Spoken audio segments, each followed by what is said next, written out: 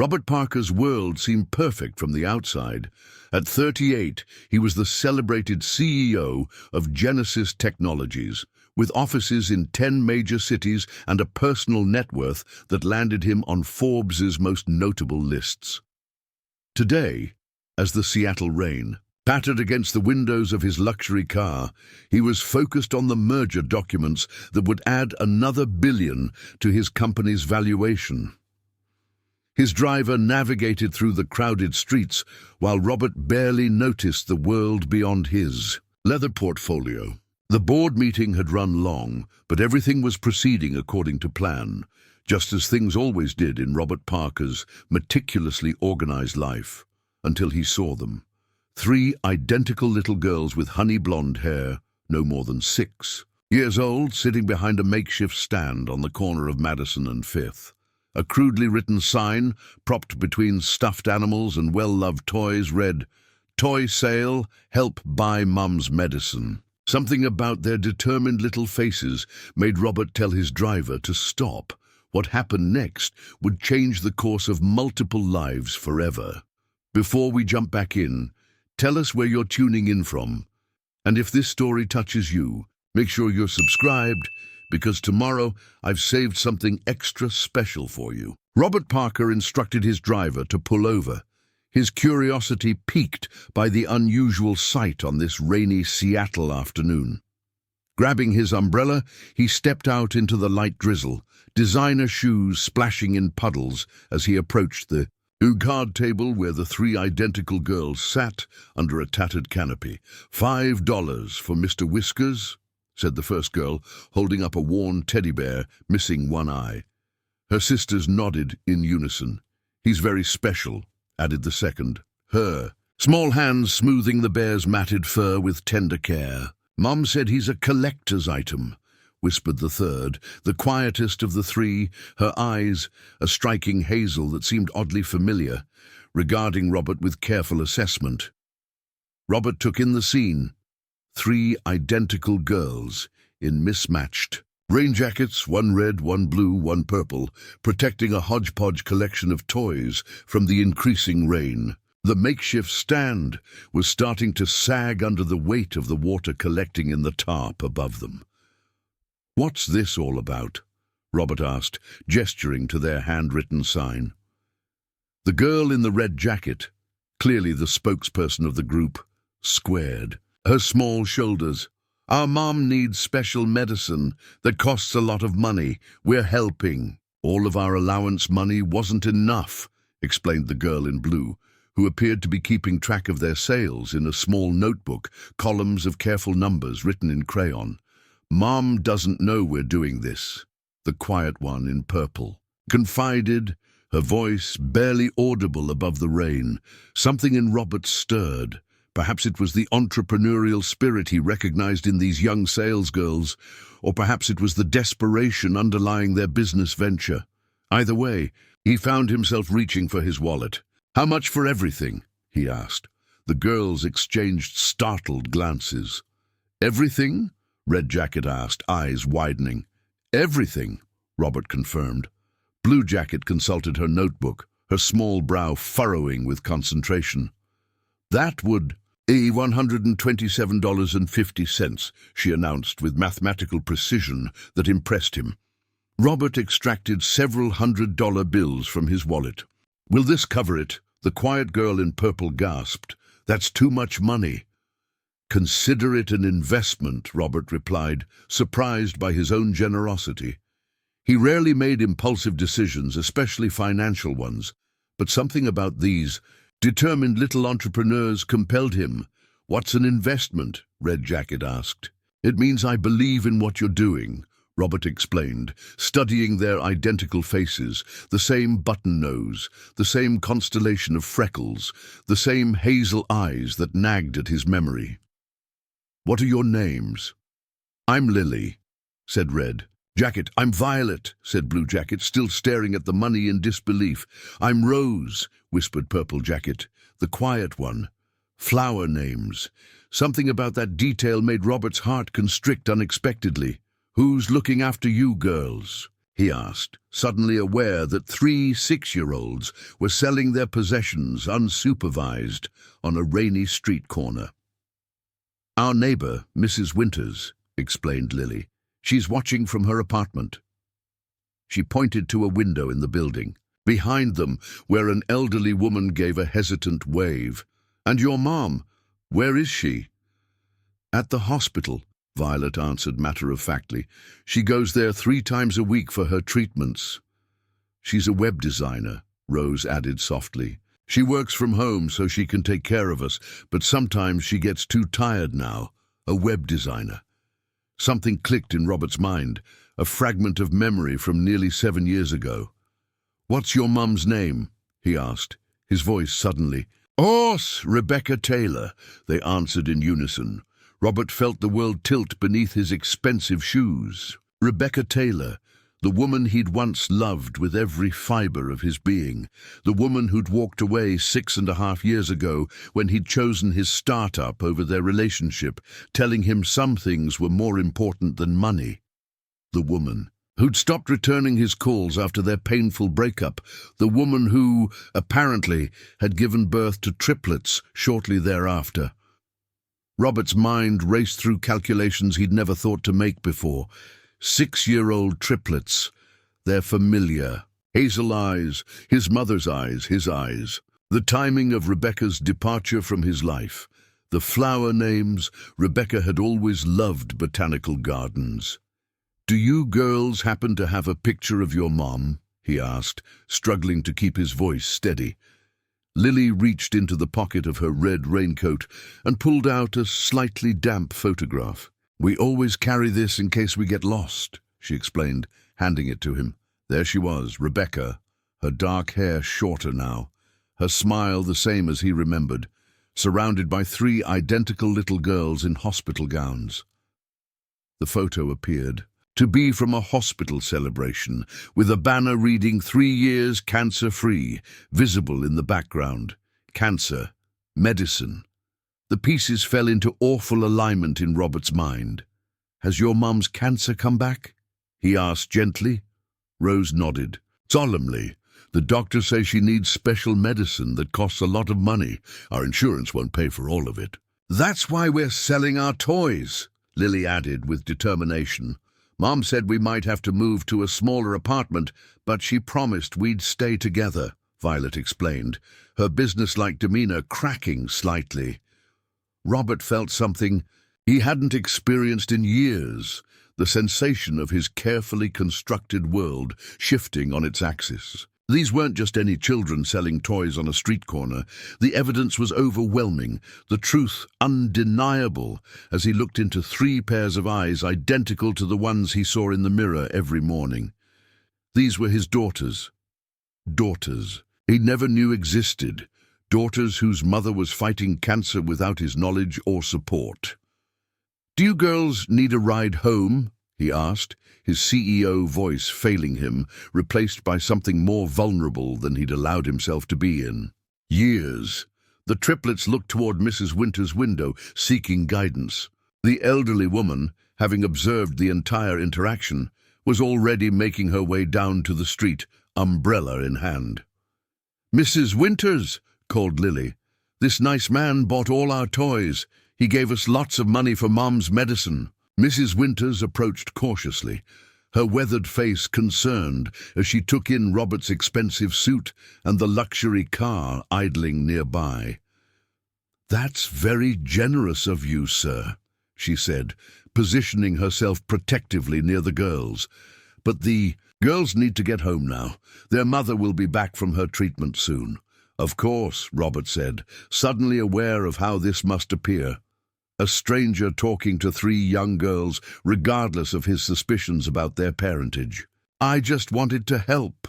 As Mrs. Winters gathered the children and their unsold toys, Rose turned back to Robert. "Thank you for helping our mom," she said, her quiet voice carrying a weight beyond her years. "When will you come to collect your investment?"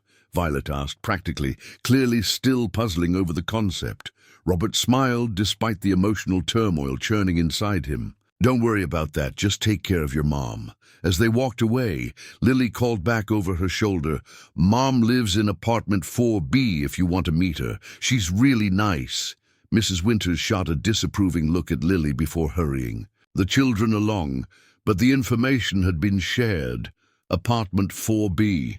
The building was modest but well-maintained, a far cry from what Rebecca could have afforded if Robert had known about the triplets, if he had been supporting them as he should have been.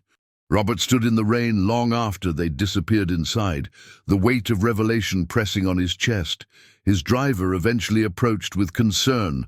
"Sir, is everything all right?" Robert turned, his expression unreadable. "No, James. Everything is not all right." He glanced at the building where his apparent daughters had disappeared, "But I think it might be someday." He pulled out his phone and cancelled his remaining meetings for the day. For the first time in years, Robert Parker had something more important than business to attend to. The merger documents could wait. Right now, he needed to learn everything he could about Rebecca Taylor and the return of her cancer, and to face the almost certain truth that he was the father of triplet daughters who were selling their beloved toys to save their mothers. Life. Preparing and narrating this story took us a lot of time, so if you are enjoying it, subscribe to our channel. It means a lot to us. Now back to the story. Robert sat in his parked car outside the apartment building, rain drumming on the roof as he stared at the illuminated windows of 4B. His mind was a hurricane of thoughts and emotions. 2 hours had passed since his encounter with the triplets. In that time, he'd made several calls, to his private investigator, to his assistant to clear his schedule for the next few days, and finally to Dr. Marshall, his college roommate who now headed oncology at Seattle Memorial. "I need information on treatment options for a cancer patient, specifically what might be prescribed that insurance wouldn't fully cover," he'd explained to Marshall, careful to maintain privacy while seeking crucial information. James, his driver, had returned with coffee and a discreet report. The building manager confirmed Ms. Taylor has lived here for 6 years with her daughters. Apparently, she's beloved by everyone in the building. Several residents contribute to childcare, especially since her diagnosis. Robert nodded, digesting this. "And there's no male presence? No father figure?" "None mentioned, sir. The manager seemed to think she's always been on her own with the girls." The pieces continued to align in a pattern that both terrified and galvanized Robert. Taking a deep breath, he stepped out of the car. "Sir," James called after him, "would you like me to wait?" "No," Robert replied after a moment's consideration. "This might take a while. I'll call when I need you." The lobby was modest but clean, with potted plants and a small seating area. Robert bypassed the elevator, needing the 4 flights of stairs to organize his thoughts. What would he say to Rebecca? How could he explain suddenly appearing at her door after nearly 7 years of silence? And more importantly, how would she react to seeing him? On the 4th floor, he hesitated outside 4B, hand raised to knock. From within, he could hear the delighted squeals of children and a woman's gentle laughter. Rebecca's laugh, unchanged by time or illness. The sound transported him back to their small apartment where they'd started Genesis Technologies from a second-hand desk. Rebecca's web design skills creating their first company website, while Robert pitched to potential investors. Before he could retreat, the door swung open. Mrs. Winters emerged, startling when she saw Robert. "Oh, you're the man from earlier, the one who bought the girls' toys." Inside, the chatter stopped instantly. 3 identical faces peered around the elderly woman, eyes widening in recognition. "It's the investment man," announced Lily in her red sweater, now changed from her rain jacket. "I told you he might come," Violet said matter-of-factly, holding what appeared to be a homemade receipt book. Rose simply stared, her perceptive eyes moving between Robert's face and something or someone behind them in the apartment. "Who's at the door, girls?" came Rebecca's voice, weaker than Robert remembered but achingly familiar. The sound of it sent a physical shock through his system. Robert stepped forward as Mrs. Winters moved aside with visible reluctance. "Hello, Rebecca." The silence that followed was deafening. Rebecca appeared from the hallway, wearing a soft grey cardigan that accentuated her pallor. Her dark hair was cropped short, whether from personal preference or necessity following treatments, Robert couldn't tell. She looked thinner, with dark circles under her eyes, but to him she was as beautiful as the day they'd met in that Seattle coffee shop 9 years ago. Recognition, shock, and something indecipherable crossed her features. "Robert?" she whispered, gripping the wall for support. How did you—" "He bought all our toys, Mommy," Lily exclaimed, rushing to Rebecca's side. "He gave us money for your medicine." Understanding dawned in Rebecca's eyes, followed by dismay. "The girls' toy sale, that's how you—" "Found us," Robert nodded, unable to form words, as he took in the sight of Rebecca with their daughters, his daughters, clustered protectively around her. Mrs. Winters cleared her throat. "Perhaps I should take the girls for ice cream while you two talk." "That's not necessary," Rebecca began. "I think it might be," the older woman insisted gently, giving Rebecca's arm a supportive squeeze. "Come along, girls. Let's give your mother some time to catch up with an old friend." The triplets looked reluctant, especially Rose, who clung to Rebecca's hand. "It's okay, sweetheart," Rebecca assured her. "Mr. Parker and I know each other from a long time ago. We just need to talk about grown-up things." "Is he going to help with your medicine?" Violet asked practically. Rebecca's expression tightened. "Go with Mrs. Winters. We'll talk when you get back." Once the door closed behind them, a heavy silence descended. Rebecca moved to the small living room, gesturing for Robert to sit. He noticed how carefully she lowered herself onto the couch, as if every movement required calculation. "I see you've met our daughters," she said finally, her directness catching him off guard. "Our daughters," he repeated, the words foreign on his tongue. "So it's true. I'm their father." Rebecca's eyes narrowed. "Did you have any doubt?" "They have. Your eyes, your dimples, even your analytical mind, especially Violet. Why didn't you tell me?" The question burst from him, years of unknowing fatherhood compressed into 5 words. Rebecca's laugh was bitter. "I tried, Robert. The day you called to say you were moving to San Francisco for your big investor opportunity, I tried to tell you I was pregnant. You said, and I quote, 'Whatever it is, it can wait. This is my one shot.' Then you hung up." The memory hit Robert like a physical blow. He remembered that call, his excitement about securing Series A funding, the investors' insistence on an immediate relocation, his impatience with anything that might complicate the moment. "I called back," he said weakly, 3 days later, after I'd spent 72 hours crying and deciding how to handle single motherhood. By then, I'd made my choice. Rebecca looked away. "When I found out it was triplets at my first ultrasound, I tried. Calling your new number, it was disconnected. I changed phones when I moved," Robert admitted. "New city, new start. I thought it would be easier." "Easier," Rebecca echoed, the word hollow. "Nothing about raising triplets alone has been easy, Robert, especially not with cancer." The mention of her illness brought him back to the present crisis. "The girls mentioned you need special medicine. Medication insurance won't fully cover." Rebecca's posture stiffened. "We're managing. By letting our 6-year-old daughters sell their toys on street corners?" "That was not my idea," she clarified. A flash of the old Rebecca emerging. "Mrs. Winters was supposed to be watching a movie with them. I came home from treatment to discover they'd organized a surprise to help with bills. Apparently, they overheard me talking to the insurance company." Robert took in the apartment, small but comfortable, decorated with children's artwork and family photos. Evidence of a loving home, created on a limited budget. On the bookshelf stood framed diplomas. Rebecca had finished her master's degree while raising triplets. "You've done an amazing job with them," he said sincerely. "I didn't have much choice," she replied, but her expression softened.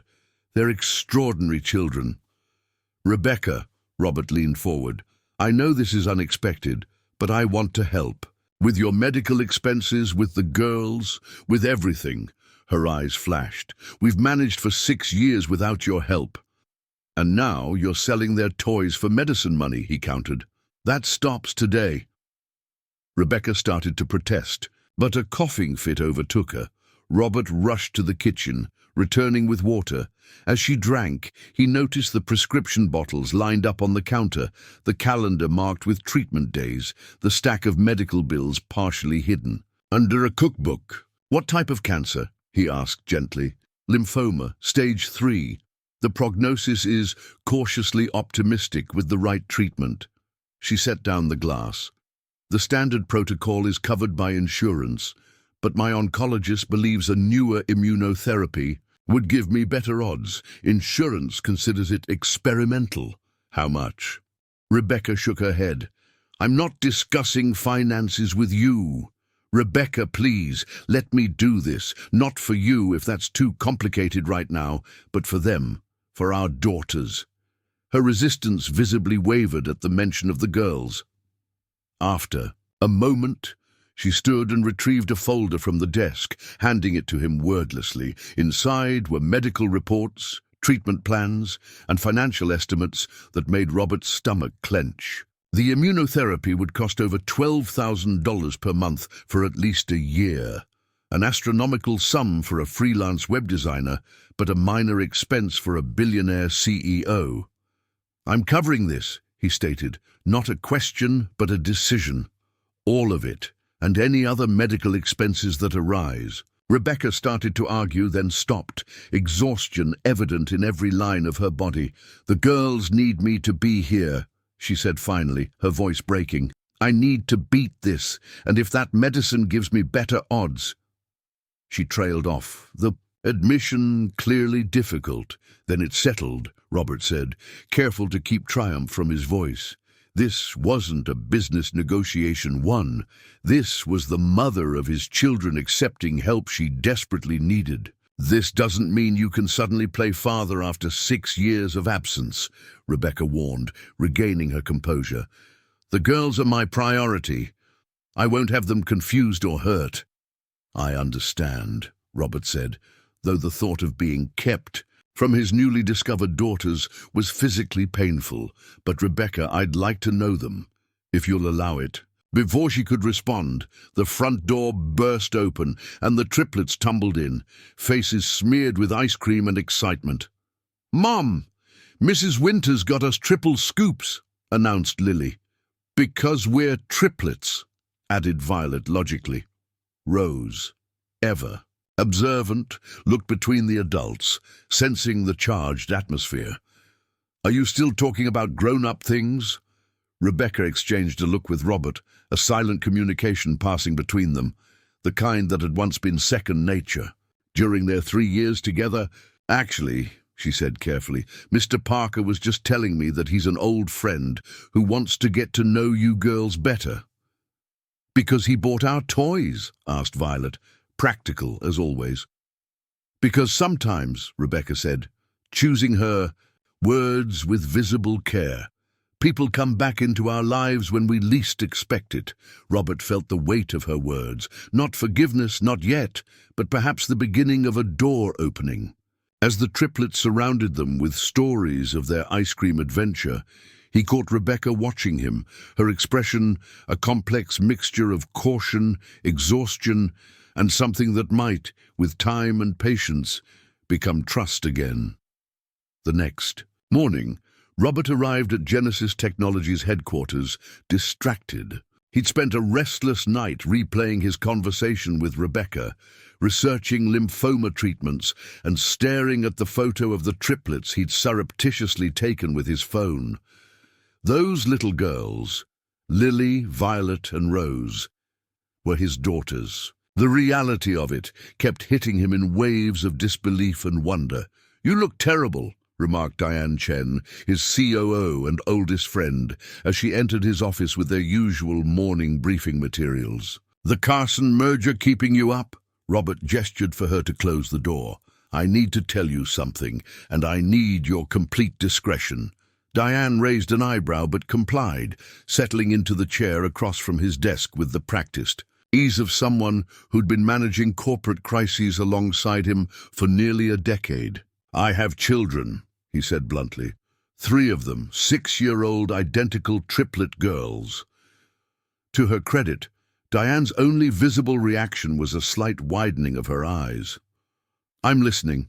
Robert explained the previous day's events, from spotting the triplets selling toys to discovering Rebecca's illness. As he spoke, he realized how surreal it all sounded, like the plot of a movie rather than his actual life. "Rebecca Taylor," Diane said when he finished. "Your web designer girlfriend from before the San Francisco move? The one who made our first company website?" "The same. And she never told you about the pregnancy." "She tried. I wasn't listening."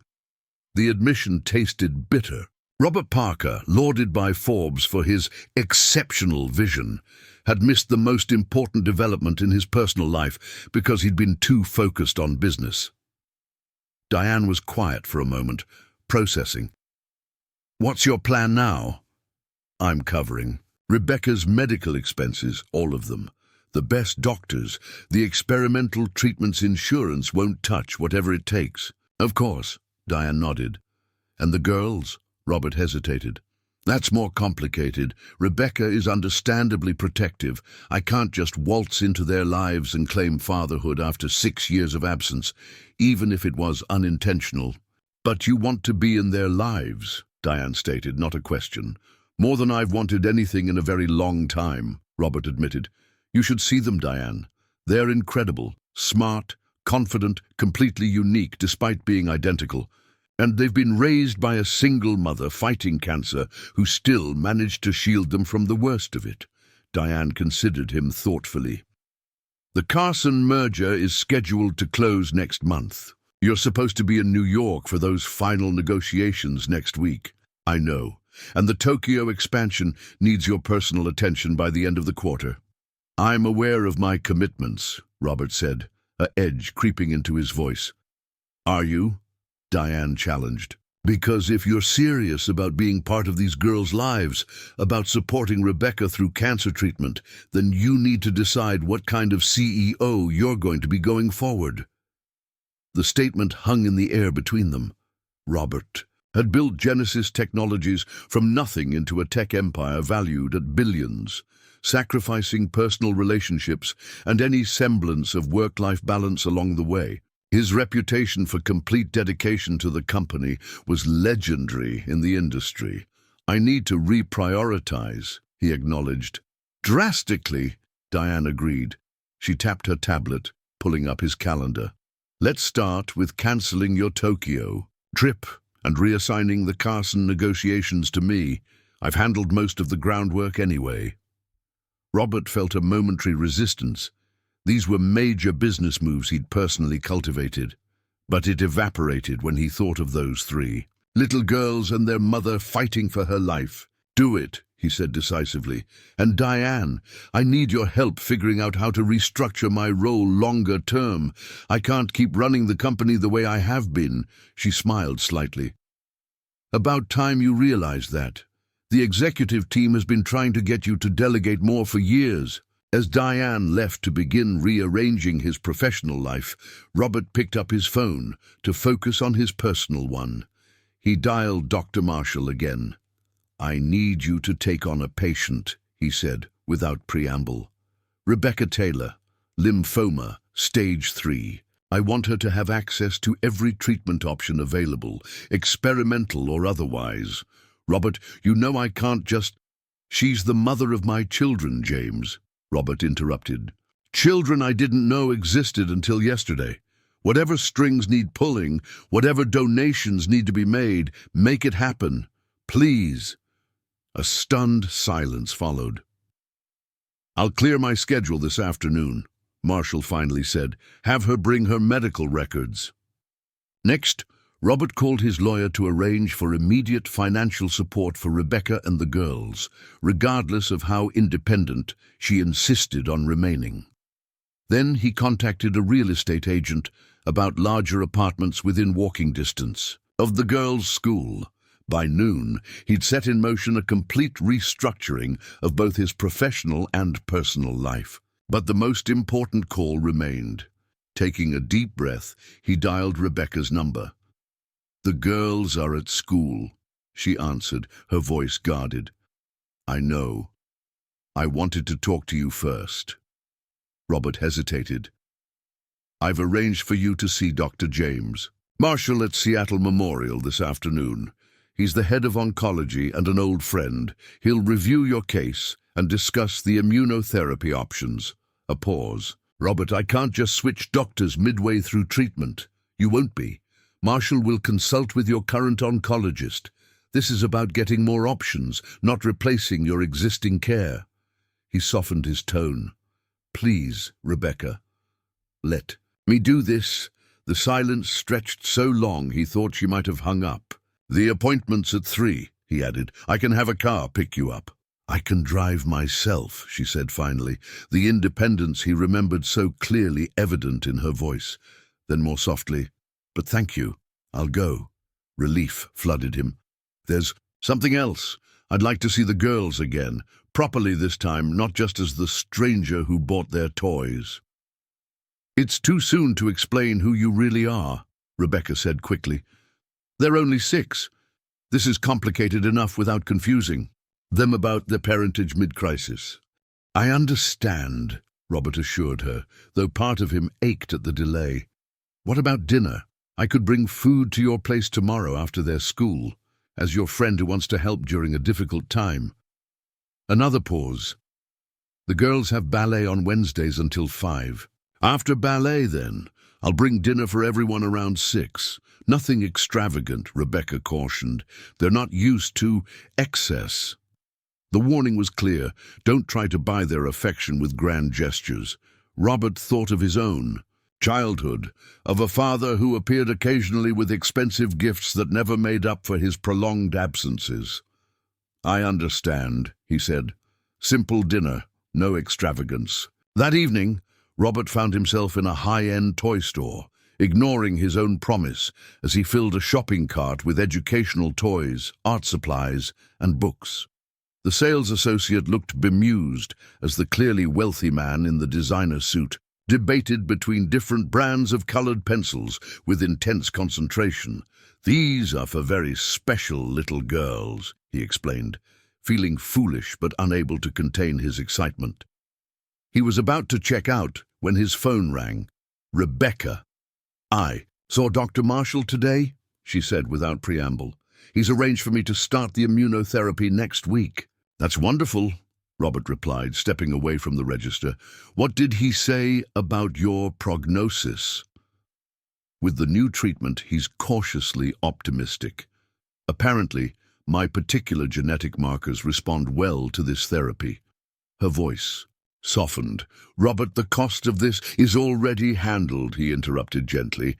"You just focus on getting better." A frustrated sigh. "I've managed on my own for 6 years. I'm not comfortable with this level of dependency." "It's not dependency. It's co-parenting," Robert countered. "Even if the girls don't know it yet, I'm their father. Supporting their mother's health is the bare minimum of my responsibility." Silence stretched between them, filled with unspoken history. "The girls were excited when I mentioned you're bringing dinner tomorrow," Rebecca said, finally changing the subject. "Apparently you made quite an impression with your investment in their toy sale." Robert glanced at his overflowing shopping cart and felt a stab of guilt. "About that, I may have bought a few things for them, Robert. Nothing extravagant." He lied, mentally calculating the total of his impending purchase. "Just some art supplies. Lily mentioned liking to draw, and Violet seemed interested in a book about stars, and Rose already has you wrapped around her little finger, despite barely speaking to you," Rebecca finished, a reluctant amusement in her voice. Fine, but please, moderate yourself. Their bedroom is already overflowing. After hanging up, Robert stared at the mountain of toys he'd selected and forced himself to return most of them. He kept only the colored pencils, a star chart for Violet, a sketchbook for Lily, and a small stuffed owl for Quiet Rose, modest gifts that wouldn't overwhelm. As he drove home to his empty penthouse apartment that night, Robert realized something had fundamentally shifted within him. For years, his identity had been inextricably linked to Genesis Technologies. He was the company, and the company was him. His worth measured in acquisitions, expansions, and innovative products. Now suddenly, none of that seemed to matter compared to winning the trust of three little girls in mismatched rain jackets and their fiercely independent mother. The most challenging merger negotiation of his career lay ahead, not between corporations, but between his past life and the family he never knew he had. And for the first time since founding his company, Robert Parker was utterly, completely terrified of failure. "Daddy always brings fancy desserts when he visits," announced the little boy at the table next to them, loud enough for everyone in the small Italian restaurant to hear. Robert noticed how the triplets exchanged quick glances at the word "daddy." Then all three pairs of eyes darted to their mother. 2 weeks had passed since Robert's reappearance in Rebecca's life, and tonight marked their first dinner out as a group. A step beyond the careful takeout meals shared in Rebecca's apartment. "Girls, why don't you decide on dessert?" Rebecca suggested smoothly, handing them the children's menu with its colorful pictures of ice cream sundaes and tiramisu. Rose, the quietest triplet, leaned close to Rebecca and whispered something in her ear. "What's that, sweetheart?" Rebecca asked, gently. "She wants to know if Mr. Robert is going to be our daddy," Lily answered for her sister, with the directness that characterized her personality. "Since he comes for dinner all the time now." Rebecca's face froze. Robert carefully set down his water glass, thankful that at least Lily had whispered this bombshell rather than announcing it to the entire restaurant. "Mr. Robert is my good friend who's helping us right now," Rebecca explained carefully. "Remember how we talked about different kinds of families? Some have mommies and daddies, some just have mommies like ours. But why doesn't he have his own family?" persisted Violet, analytical as always. "Grown-ups usually have families." Robert cleared his throat. "Actually, I've been very busy with my company for many years. I didn't take time to have a family." He met Rebecca's eyes across the table. "I realize now that was a mistake." An uncomfortable silence fell, broken only when the waiter arrived to take their dessert orders. Rose, still silent, pointed to the chocolate gelato. Her sisters followed suit. Back at Rebecca's apartment later that evening, after the girls had been tucked into bed, Robert lingered in the small living room. The apartment that had initially seemed modest now felt cramped with 5 people.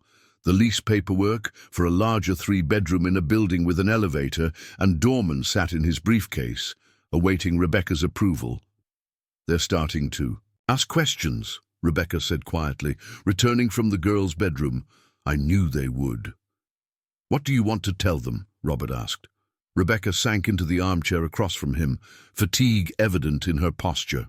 The second immunotherapy treatment had left her more drained than the first, though Dr. Marshall assured them this was normal. "The truth eventually," she admitted. "But not yet. Not while I'm sick and everything feels so uncertain." She gestured vaguely. "They need stability right now. And you think learning I'm their father would destabilize them?" Rebecca's gaze sharpened. "Wouldn't it? You've been in their lives for 2 weeks, Robert. What happens if you decide next month that this family business is too complicated, too demanding, that your company needs you more? They'd be devastated." The accusation stung, but Robert recognized the fear behind it. "I'm not going anywhere," he said firmly. "I've already restructured my role at Genesis. Diane Chen is handling day-to-day operations as president, while I transition to chairman." Rebecca looked surprised. "You're stepping back from your company?" "I'm evolving my role," Robert clarified. "The company will still have my vision and direction, but not at the expense of being present for my family." "We're not your family yet," Rebecca reminded him, though her tone had softened. "That takes time." "Time I'm committed to investing," Robert assured her. He hesitated, then removed the apartment lease from his briefcase. "Which brings me to this." Rebecca eyed the paperwork warily. "What is that?" "A lease for a new apartment. 3 bedrooms, ground floor, in a building with security and an elevator. It's 4 blocks from the girls' school and has a small garden courtyard where they can play safely." "Robert, before you say no," he interrupted, "please just look at it. The stairs here are getting harder with your treatments. The girls are sharing one tiny bedroom. You're working from a desk in the corner of your bedroom." He spread the photographs across the coffee table. "This place has a dedicated office space for your design work, plus room for the girls to each have their own space within their bedroom." Rebecca was silent as she examined the photos. "It's beautiful," she admitted finally, "but I can't afford this, even with your help for medical bills." "It's already paid for," Robert said. 2 years lease up front." Rebecca's expression hardened. "You had no right..." "For me," he clarified quickly. "The lease is in my name. I'm not trying to move you without your consent, but if you agree, you and the girls would move in, and I would find something nearby." He held her gaze. "Close enough to help when needed, but giving you the independence you value." Her resistance visibly wavered as she studied the photos again. "The girls would love having a garden." "Just think about it," Robert said, careful not to push further. "There's no rush." Rebecca nodded, fatigue once again evident in the shadows beneath her eyes. Robert gathered his things, recognizing it was time to leave. "The appointment with Dr. Marshall is at 2 tomorrow, he reminded her. "I can pick you up at 1:30. "Thank you," she said, then reluctantly, "for everything you're doing. They light up when you're here now." The simple acknowledgement warmed him more than any corporate achievement ever had. The following afternoon, sitting in Dr. Marshall's waiting room while Rebecca underwent tests, Robert found himself sketching. He hadn't drawn seriously since college, but lately he'd found himself doodling during conference calls and late nights, designs for a treehouse that could fit in the garden courtyard of the new apartment, a rope swing sized for 6-year-olds, princess castles and rocket ships, and all the childhood wonders his money could build, but that he'd never had reason to consider before. "Mr. Parker." Robert looked up to find Dr. Marshall gesturing him into a consultation room. Rebecca was already seated, her expression unreadable. "The treatment appears to be working," Marshall began without preamble. "The preliminary scans show reduction in several tumor sites." Relief flooded Robert. "That's wonderful news." "It is," Marshall agreed, "but we need to discuss side effects. The fatigue Rebecca's experiencing will likely increase as treatments continue. There may be days when normal activities, caring for the girls, working, become impossible." "I'll manage," Rebecca insisted, though her pallor betrayed how challenging. "It already was. You don't have to manage alone," Robert reminded her gently. "Robert's right," Marshall said. "Cancer treatment is a marathon, not a sprint. You need a support system." "I have Mrs. Winters and my neighbors," Rebecca began. "You have me," Robert interrupted, "full-time whenever you need. I've cleared my schedule for the next 6 months specifically to be available." Rebecca stared at him. 6 months? What about your company?" "Genesis Technology survived before me and will survive after me," Robert said with newfound clarity. "The girls only have one mother." On the drive back to Rebecca's apartment, she was quiet. processing the doctor's words and perhaps Robert's too. As they pulled up to her building, she finally spoke. "I'll look at the new apartment tomorrow," she said. "If it works for us, we'll take it." Robert nodded, careful not to show too much satisfaction. "I'll arrange a viewing. And," she continued, "I think we should start talking to the girls about who you really are." Robert's heart stuttered in his chest. "Are you sure?" Rebecca gazed out the window at the playground across the street, where children played under parental supervision. "Life is uncertain, Robert. My illness has taught me that much. The girls deserve to know their father, especially—" She didn't finish the sentence, but the implication hung between them, especially if something happened to her. "We'll do it however you think best," Robert assured her, fighting to keep his voice steady. "At your pace, with your guidance," Rebecca nodded. "This weekend, we'll start with the basic truth and answer their questions as they come." She turned to look at him directly. "But I need to know you're absolutely certain about this commitment. These girls have never experienced having a father and then losing one. I won't let them go through that. I've never been more certain of anything," Robert promised. The words felt inadequate for the depth of his commitment, but they were all he had. That night, Robert cancelled his remaining business trips for the quarter, including the London conference where he'd been scheduled as keynote speaker. As he worked through his calendar, systematically removing or delegating commitments that would take him away from Seattle, his phone chimed with a text from Rebecca. It was a photo of the triplets in their pajamas, each clutching the small gifts. He'd brought them, Lily with her sketchbook, Violet with her star chart, Rose with her stuffed owl. The caption read simply, "They wanted to say good night to Mr. Robert."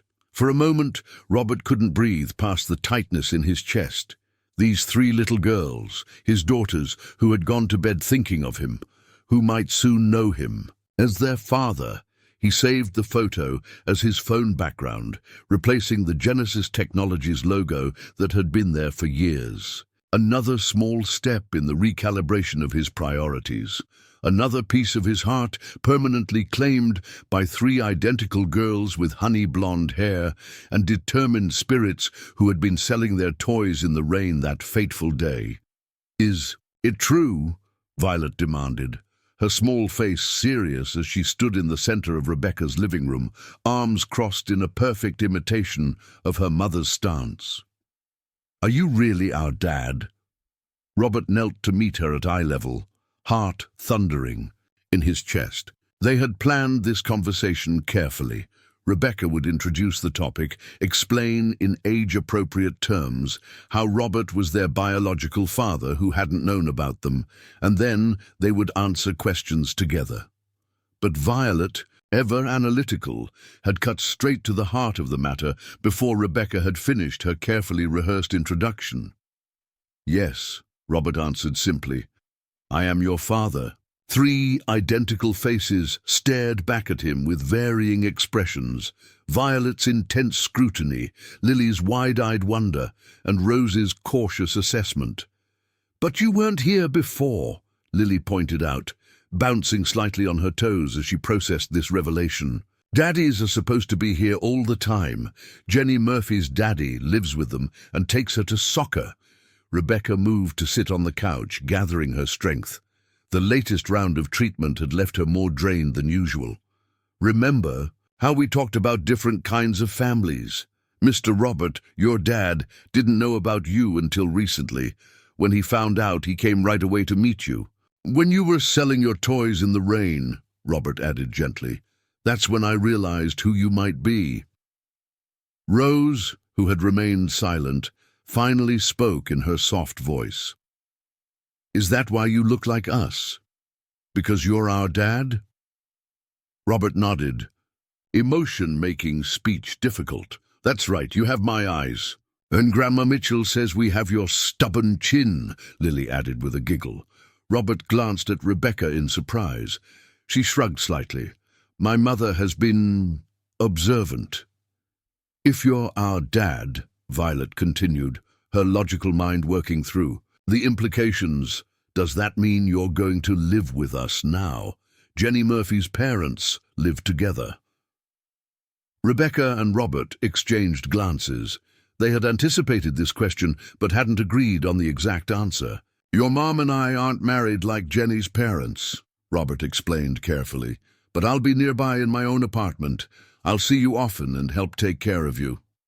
Because Mom is sick, Lily stated matter-of-factly. Partly, Robert acknowledged, but mostly because I want to know you and be part of your lives, even when Mom is feeling better. Rose approached him slowly, studying his face with an intensity that belied her shy nature. Then, with deliberate care, she reached out and touched his cheek. Your eyes are exactly like mine, she whispered, a smile spreading across her face. I always wondered where they came from. The simple gesture broke something open in Robert's chest. Without thinking, he opened his arms, and Rose stepped into them for a tentative hug. Lily, never one to be left out, launched herself into the embrace. Violet held back, still processing, until Rebecca gave her a gentle nudge. Then she too joined the huddle, her small arms wrapping around Robert's neck. Over their heads, Robert met Rebecca's gaze. The tears in her eyes mirrored his own. Later that evening, after answering dozens of increasingly creative questions, do you know how to slay dragons? Can you build a rocket ship? Will you teach us to drive your car? Robert helped Rebecca tuck the girls into bed. As they left the bedroom, Rose called out softly, Can I call you Daddy now, instead of Mr. Robert? Robert's throat constricted. I would like that very much, he managed. In the hallway, Rebecca leaned against the wall, clearly exhausted but smiling. That went better than I expected. They're incredible, Robert said. You've done an amazing job raising them. Rebecca nodded, accepting the compliment without deflection for once. I should warn you, now that you're officially Daddy, they're going to test every boundary, especially Lily. I'm looking forward to it, Robert said honestly. Rebecca's smile faded as a wave of fatigue visibly washed over her. She swayed slightly, and Robert reached out to steady her. Let me help you to bed, he said quietly. For once, she didn't protest his assistance, allowing him to guide her to her bedroom. The medication on her nightstand was organized with characteristic precision.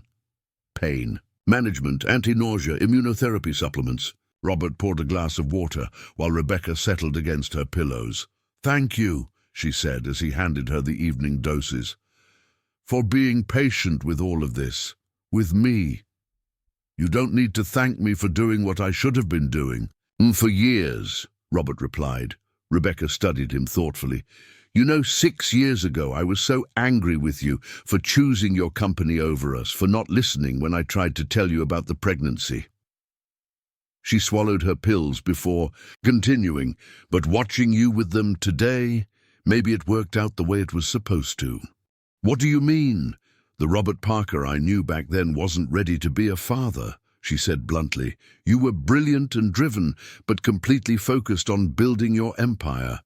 The girls needed more than occasional attention between business trips. The assessment stung, but Robert couldn't deny its accuracy. And now you've built your empire, Rebecca said simply. You've achieved what you set out to do. Maybe that's why you're finally able to see what matters more. Before Robert could respond, his phone chimed with an urgent message from Diane Chen. The Carson merger was hitting unexpected complications. The other company's board was demanding his personal input before proceeding. Rebecca nodded toward his phone. Go ahead, Empire maintenance calls. Robert silenced the device without checking the message.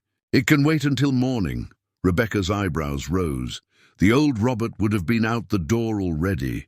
The old Robert was an idiot who nearly missed knowing his daughters, he replied. The new one has better priorities. The following week brought the move to the new apartment. Robert had hired professional movers and organizers, but he took personal charge of setting up the girls' bedroom, following their excited instructions about which furniture should go where. They had decided to share the largest bedroom rather than separate, at least for now.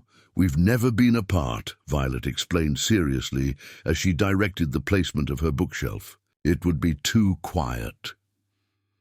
The second bedroom was transformed into a recovery sanctuary for Rebecca, with a specialized adjustable bed, blackout curtains for her light-sensitive days after treatment, and a small sitting area where she could spend time with the girls, even when confined to her room. The third bedroom became a combination office and guest room, with Rebecca's design workstation by the window overlooking the garden courtyard. Robert had secretly upgraded her computer equipment, replacing her aging laptop with a high-end design system that would make her freelance work easier when she had the energy for it. "This is too much," Rebecca protested when she discovered the setup. "It's a business investment," Robert countered. "The better your equipment, the more efficiently you can work when you're feeling up to it." Rebecca started to argue, but was interrupted by Lily racing in, trailing a measuring tape. "Daddy, we measured the tree in the courtyard. It's perfect for a treehouse. Can we build one, please?" The transformation of Mr. Robert to Daddy had been instantaneous for Lily, gradual for Rose, and still in progress for cautious Violet, who alternated between the two, depending on her mood. "We'll need to check with the building management," Robert hedged, though he'd already secured preliminary approval. The architectural plans for a treehouse sized for triplets were hidden in his car. "I already asked Mr. Wilson," Lily reported triumphantly. "He said as long as it doesn't damage the tree, it's fine." Rebecca shook her head with a smile. "She's going to be running your company by age 12. "Probably by 10, Robert agreed, unable to contain his pride. That night, after the girls were asleep in their new room, Robert and Rebecca sat in the small courtyard garden, enjoying the warm evening air. Rebecca was wrapped in a light blanket despite the temperature, her body's ability to regulate heat compromised by treatment. "The girls have never been this happy," she admitted, watching fireflies blink in the garden's foliage. "Even with everything going on with my health, they're thriving. They're resilient," Robert observed, "like their mother." Rebecca turned to study his profile in the dim patio lighting. "You've surprised me, Robert.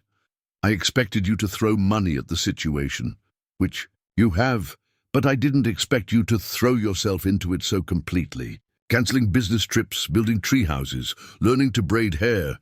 That last one's still a work in progress," Robert laughed. "Lily told me my attempt at her braid looked like a broken spider web." "High standards, that one." "Oh, wonder where she gets it from," Robert teased, earning a smile from Rebecca. A comfortable silence fell between them, filled with the sounds of the city night and the gentle wind through the courtyard trees. Rebecca's head gradually drooped as fatigue overtook her, eventually coming to rest against Robert's shoulder. He remained perfectly still, savoring the weight of her trust. 6 weeks ago, he'd been negotiating billion-dollar deals from his sterile penthouse, surrounded by awards and accolades, but fundamentally alone. Now he sat in a modest garden, with the mother of his children asleep against his shoulder, 3 incredible daughters dreaming upstairs, and a half-finished treehouse design waiting to be implemented. Life had never been richer or more terrifying. Because for all Dr. Marshall's optimism about the immunotherapy, Robert knew that Rebecca's cancer remained a shadow over their newfound family happiness. Every time she winced in pain or fell asleep mid-sentence, fear clawed at his heart. He had found his daughters only to face the possibility of their mother, the woman he was reluctantly admitting he had never stopped loving, being taken from them. As if sensing his thoughts, Rebecca stirred against his shoulder. "Stop catastrophizing," she murmured sleepily. "I can practically hear your brain spinning worst-case scenarios." "I'm not—" "You are," she interrupted, not opening her eyes. "I remember that crease between your eyebrows. It always appears when you're planning for disaster." Robert smiled, despite himself. Some things don't change, and some things do, Rebecca countered, finally looking up at him. 6 years ago, you would have been catastrophizing about stock prices or investor confidence. Now you're worried about us. That's progress, Robert Parker. Her faith in him, despite their complicated history, was humbling. As they sat together under the stars, Robert silently promised himself that whatever challenges lay ahead, cancer, treatments, parenting struggles, corporate demands, he would face them as the man Rebecca believed he could be. Not the driven CEO who had missed the most important call of his life 6 years ago, but the father and partner who had finally found his way home. Absolutely not, Robert stated firmly, crossing his arms as he faced 3 identical looks of disappointment. But Daddy, Lily wheedled, employing the title she knew softened him. Jenny Murphy's dad lets her stay up until 9 on weekends. Jenny Murphy isn't recovering from the flu, Robert countered, glancing at Rebecca for support. She was curled on the couch, still weak from her latest treatment, but amused by the ongoing bedtime negotiation. And she doesn't have school tomorrow. It's only a half day, Violet pointed out logically, for parent-teacher conferences, which is precisely why you need to be well rested, Robert replied, so you can dazzle Miss Fredericks with your brilliant minds. Rose, who had remained characteristically quiet during the debate, tugged at Robert's sleeve. When he bent down, she whispered in his ear, "If we go to bed now, will you read us 2 chapters instead of 1? Robert tried not to smile at the clever compromise. 1.5 chapters, he counter-offered in a whisper. Rose considered this seriously, then nodded. "Deal," she said, then turned to her sisters. "We should go to bed now. Daddy's going to read us extra of The Secret Garden." Lily looked ready to protest until Violet elbowed her gently. "It's the part where they find the key," she reminded. Her sister meaningfully, "Oh!" Lily's resistance immediately crumbled. "Okay, let's go!" As the girls scampered off to brush their teeth, Rebecca shook her head in amazement. "You just got played by a 6-year-old, she informed Robert. "Rose wanted to go to bed anyway. She's exhausted, but she made you think you were negotiating." Robert laughed. "I'm aware, but I figure if she's this strategically minded at 6, I might as well nurture the talent. She'll be running mergers and acquisitions by middle school, while Lily handles the creative department and Violet manages R&D. Rebecca teased. "Exactly." Robert sat beside her on the couch. "How are you feeling?" Honestly, Rebecca's smile faded slightly. "Tired. The treatment is intense this round." She pulled the light blanket closer around her shoulders. "But doctor, Marshall says that's actually a good sign. It means my immune system is responding strongly." Before Robert could reply, a crash from the bathroom followed by Lily's distinctive wail brought him to his feet. "Duty calls," he said, hurrying to investigate. 2 months had passed since the conversation that had transformed Mr. Robert into Daddy. In that time, Robert had experienced a crash course in parenting triplets, each with her own personality, preferences, and methods of testing boundaries. He'd learned that Lily needed firm limits delivered with humor, Violet responded to logical explanations, and Rose required quiet reassurance. He'd also developed a co-parenting rhythm with Rebecca that felt increasingly natural. While maintaining separate apartments, his just 3 buildings away, they functioned as a united front with the girls. When Rebecca was weakened by treatments, Robert stepped in seamlessly, handling school drop-offs, ballet lessons, and the countless daily tasks of raising 3 active children. The bathroom disaster turned out to be relatively minor. Lily had knocked over the toothbrush holder while demonstrating a ballet move. After resolving the crisis and reading the promised chapter and a half of The Secret Garden, Robert returned to find Rebecca dozing on the couch. "Hey," he said softly, touching her shoulder, "let me help you to bed before I go." Rebecca blinked awake, disoriented momentarily. "Sorry, I can't seem to stay awake past 8 these days. You're fighting cancer, Robert reminded her gently. Sleep is part of the battle. As he helped her to her bedroom, Rebecca leaned heavily against him. The weight loss from her treatments was concerning. Her once athletic frame now felt fragile under his supporting arm. You should go home and get some rest too, she said as she settled against her pillows. You look exhausted. Robert shrugged. Board meeting ran late. The Tokyo expansion is hitting some regulatory hurdles.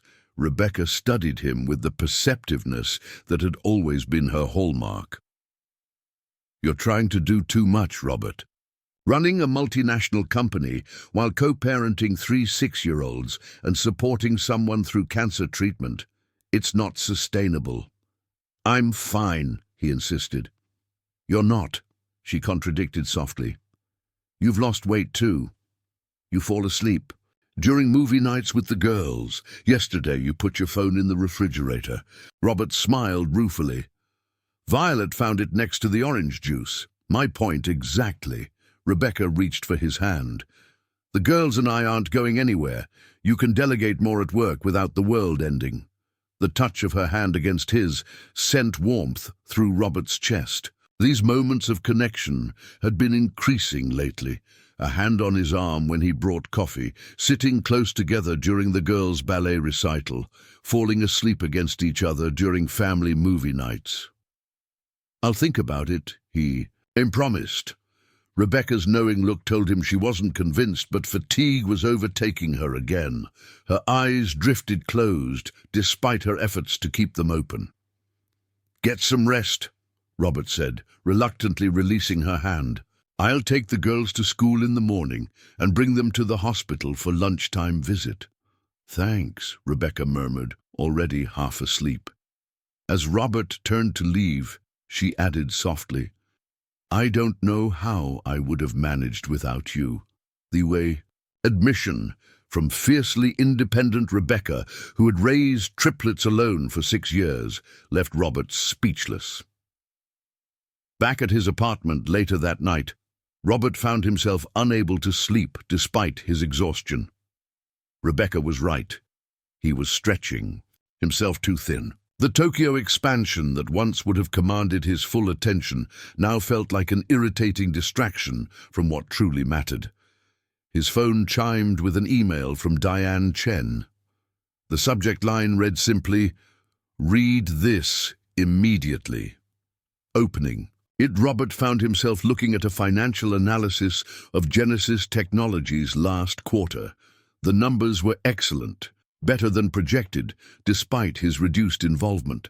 Diane's message was brief. See attached. Company thriving despite CEO finally having work-life balance. Tokyo regulations resolving without your micromanagement. Take the hint, Parker. Your family needs you more than Genesis does right now. DC Robert smiled, grateful once again for Diane's forthright friendship. She'd been right about everything. The company was indeed running smoothly with his reduced involvement, largely due to the strong leadership team he'd built over the years, but had been reluctant to fully trust until necessity forced his hand. Making a decision, he dialed Diane's number, despite the late hour. She answered immediately. Let me guess, she said without preamble. You're going to tell me you're taking a formal leave of absence. 3 months, Robert confirmed. Effective immediately. You'll be acting CEO with full authority. About time, Diane replied, but he could hear the smile in her voice. How's Rebecca doing? The treatments are brutal, Robert admitted, allowing himself the rare luxury of vulnerability with his oldest friend. But there are promising signs. The latest scans showed tumor reduction. And the girls, thriving despite everything, they're incredibly resilient. Pride warmed his voice. Violet's teacher wants to move her up a grade in mathematics. Lily's been selected for a city-wide children's art exhibition. And Rose, quiet Rose, apparently gives the most insightful science reports in class. They sound amazing, Diane.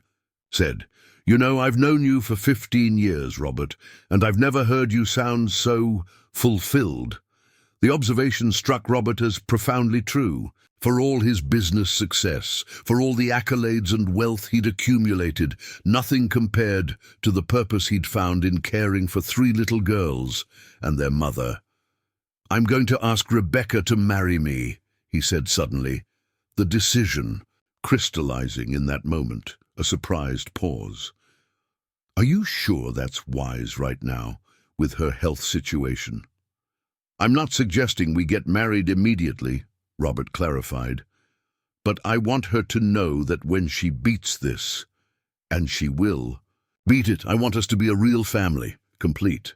Have you two are you actually in a relationship or just co-parents?" Diane asked tactfully. The question gave Robert pause. He and Rebecca had developed a deep partnership over these past months, but they'd been careful to maintain boundaries. The focus had been on the girls and on Rebecca's health, not on rekindling their romantic connection. "It's complicated," he admitted, "but the feelings are there, at least on my side. I never stopped loving her, Diane.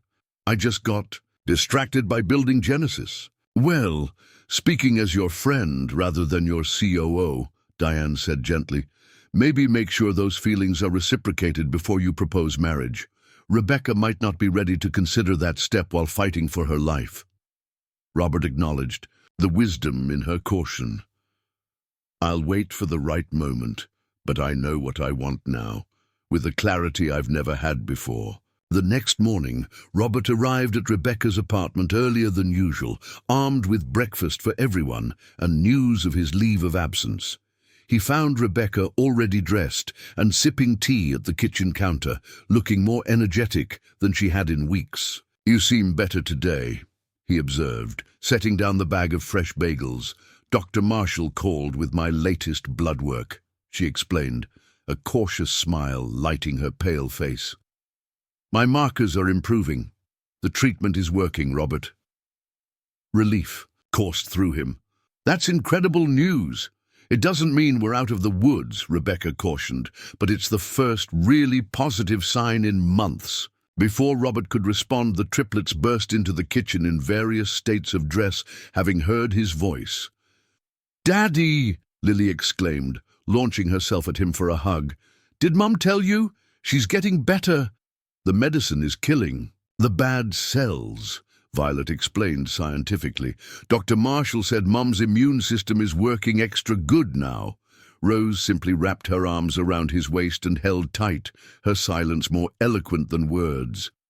As Robert held his daughters close and met Rebecca's gaze over their heads, he felt a certainty settle in his heart. Whatever challenges lay ahead, in Rebecca's treatment, in parenting 3 unique girls, in balancing his responsibilities, he had finally found the purpose that no corporate success could provide, and he would do whatever it took to protect it. "Mrs. Parker! Mrs. Parker!" The kindergarten teacher waved across the schoolyard, trying to catch Rebecca's attention over the crowd of parents gathering for the spring festival. Rebecca turned, still not entirely used to the name even after 8 months of marriage. "Ms. Jacobs, is everything okay?" "More than okay," the young teacher beamed. "I wanted to let you know that Violet's science project was selected for the district showcase. Only 2 students from each school are chosen." Pride bloomed in Rebecca's chest. "That's wonderful. She worked so hard on it.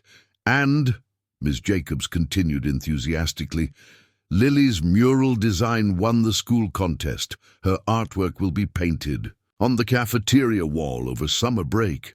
2 out of 3 Parker girls, causing a stir, came Robert's voice as he joined them, carrying Rose on his shoulders. "What about this quiet one up here?" Ms. Jacobs smiled up at Rose, who was observing the conversation with her characteristic thoughtfulness. "Rose has been selected to read her poem at the festival opening. It was the most beautiful piece of writing I've seen from a 7-year-old. Rose's small hands tightened slightly on Robert's head, her version of excited squirming. "We're very proud of all 3 of you," Rebecca said, reaching up to squeeze Rose's foot affectionately. As Miss Jacobs moved on to greet other parents, Robert carefully lowered Rose to the ground. "Why don't you find your sisters? The festival's about to start." Rose nodded and slipped away into the crowd with purposeful determination. 3 Parker. "Girls taking over Johnson Elementary," Robert mused, watching her go. "The school doesn't stand a chance." Rebecca laughed, leaning against him slightly. The spring sunshine felt warm on her face, a simple pleasure she'd learned never to take for granted. They're unstoppable when they set their minds to something. "Like their mother," Robert said, wrapping an arm around her waist. Rebecca tilted her face up to his, still marveling at the journey that had brought them here, from chance encounter at a makeshift toy sale to this moment of ordinary family happiness. The past year had been anything but easy. Rebecca's cancer treatment had continued for 11 grueling months, with setbacks that had terrified all of them, and victories they'd celebrated with cautious joy. Through it all, Robert had remained steadfast, balancing his gradual return to Genesis Technologies with unwavering support for her and the girls. 6 months ago, Dr. Marshall had delivered the news they'd been desperately hoping for: complete remission. The scans were clear. While Rebecca would need monitoring for years to come, the immediate battle had been won. 1 month later, Robert had proposed, not with an extravagant gesture as she might have expected from a billionaire CEO, but during a quiet moment in their courtyard garden while the girls were at school. "I don't want to waste any more time," he'd said simply, holding out a ring. "We've already lost 6 years. I don't want to lose another day." Their wedding had been small and intimate, with the triplets serving as flower girls in coordinating. Dresses they'd helped design, Lily in vibrant red, Violet in deep purple, and Rose in soft yellow, colors that had become their signatures. The ceremony had taken place in the botanical garden Rebecca had always loved, with Dr. Marshall and Diane Chen among their honored guests. The girls had written their own contribution to the vows, a moment that had left not a dry eye among the attendees. "We promise to be the best family ever," Lily had declared with characteristic enthusiasm. "We promise to respect and support each other," Violet had added solemnly. "We promise to love each other always," Rose had whispered, her quiet voice somehow carrying to every corner of the garden. "There they are," Rebecca said now, spotting their daughters across the schoolyard. The girls were huddled together in intense conversation, periodically glancing toward their parents with what Rebecca recognized as their secret-keeping expressions. "They're plotting something," Robert observed, following her gaze. "When aren't they?" Rebecca replied with a smile. As if sensing they'd been discovered, the triplets broke their huddle and approached, attempting and failing to look innocent. "Is everything okay?" Rebecca asked, eyeing them suspiciously. "Perfect," Lily answered too quickly. "Absolutely nothing unusual happening," Violet added with uncharacteristic vagueness. Rose simply smiled, her eyes bright with suppressed excitement. Before Rebecca could press further, the principal's voice came over the loudspeaker, announcing the start of the festival and calling for Rose Parker to come to the stage for the opening poem.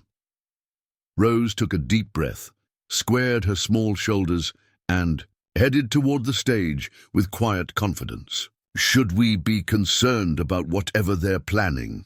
Robert asked as they followed to find seats. "Probably," Rebecca laughed, "but their surprises are usually well-intentioned if occasionally messy." They found seats near the front, just as Rose took the microphone. Unlike most 7-year-olds, she showed no signs of stage fright as she surveyed the audience. "This poem is called 'The Day We Found Our Dad,'" she announced clearly. Rebecca froze. This was not the nature poem Rose had been practicing at home. "One rainy day when Mum was sick, we had a plan we thought was slick. We sold our toys to strangers passing by to buy the medicine money couldn't buy." Rose's clear voice carried across the suddenly silent schoolyard. Rebecca felt Robert's hand tighten around hers. A man stopped walking in the rain. his kind eyes filled with hidden pain. He bought our toys with generous heart, not knowing this was just the start. From the corner of her eye, Rebecca could see other parents leaning forward, captivated by the unexpected story. He was our dad, though none of us knew, the missing piece that made us whole and true. He found us selling toys to help our mom, and brought us home where we belong. Rose paused, her gaze finding her parents in the crowd. The simple sincerity in her eyes made Rebecca's throat tighten with emotion. Now Mom is well, our family complete, our journey sad, but ending sweet. The day we sold our toys in rain brought happiness from fear and pain. As Rose finished, the schoolyard erupted in applause. Parents wiped tears from their eyes, teachers exchanged touched glances, and Lily and Violet beamed with pride from their spots near the stage. Clearly co-conspirators in this surprise. Robert's arm came around Rebecca's shoulders, his own eyes suspiciously bright. "Did you know about this?" he whispered. Rebecca shook her head, too moved to speak.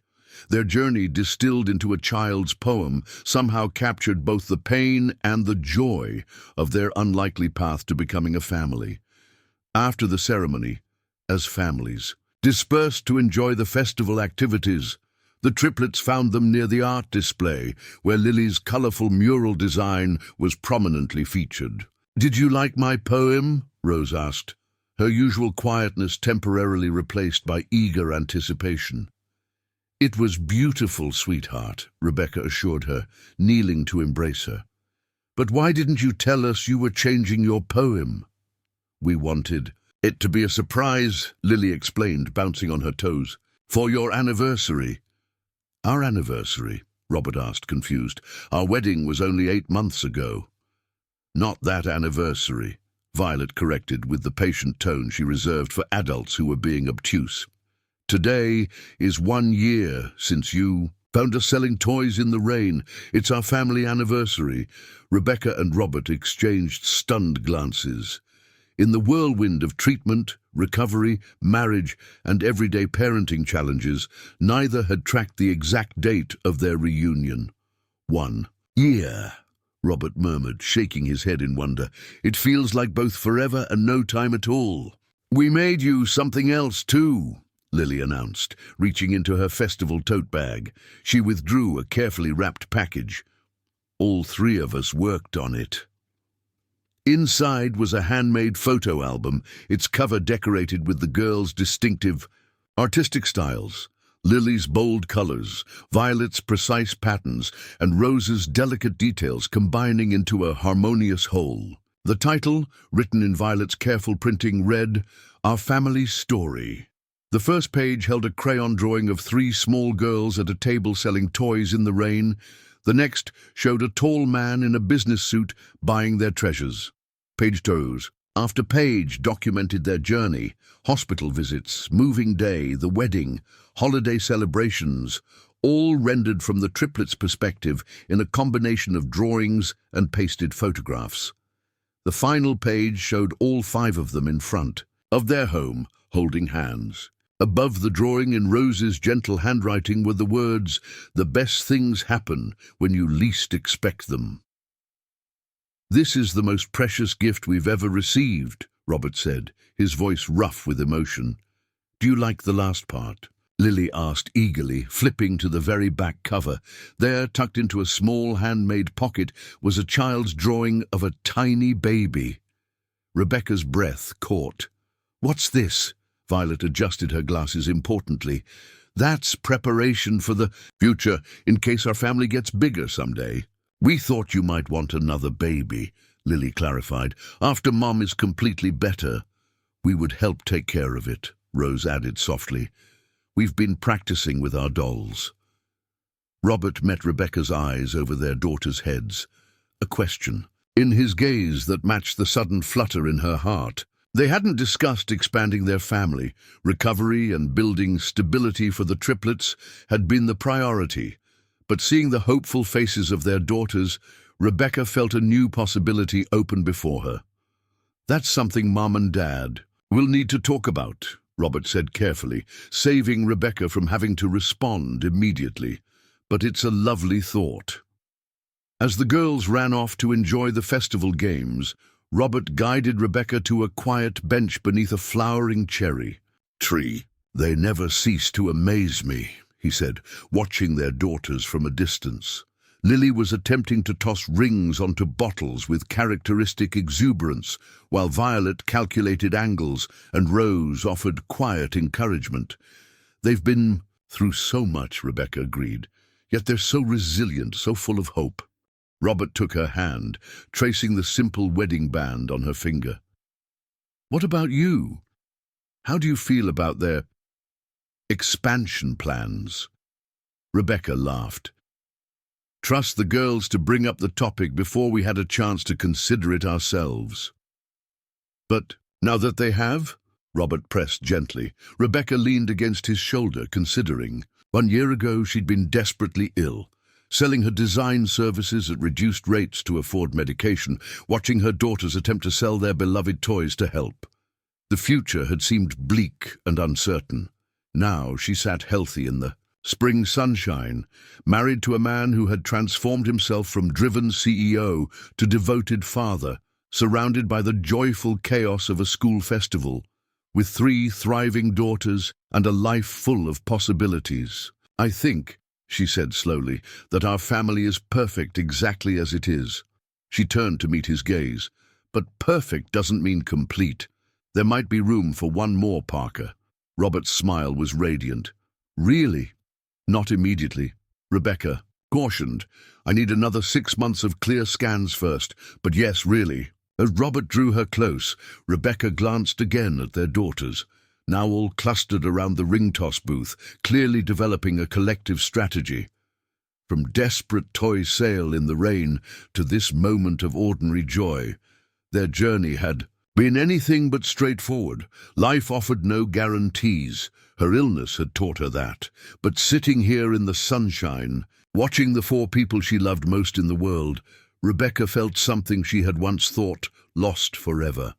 Hope for the future, boundless and bright. Across the schoolyard, Rose looked up as if sensing her mother's gaze.